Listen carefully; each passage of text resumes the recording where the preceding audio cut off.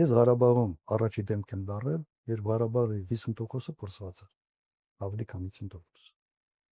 Հույս չկար մարդկանց մոտ։ Իմ առաջարկով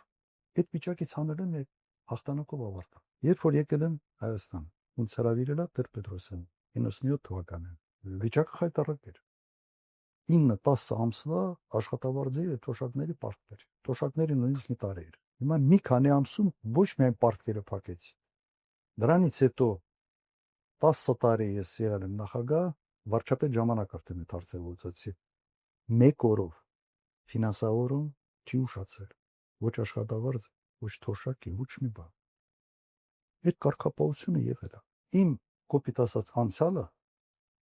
հուշում է, որ ես ի վիճակի եմ ճգնաժամային իրավիճակներում արդյունավետ կառավարել, ինչ որ հաջողության հասնել։ Հիմա ես ասում եմ, ես այն մարդն եմ, որ կարող եմ այս հարցերը լուծել։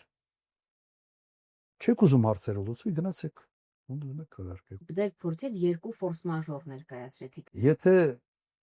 հաջողվենք, ուրեմն կարամ երրորդ ֆորս մաժորը հանեմ։ Իսկ ինչ մասշտաբի ֆորս մաժոր է այս մեկը համեմատած նախորդ երկուսների հետ։ Ավելի ծանր, բայց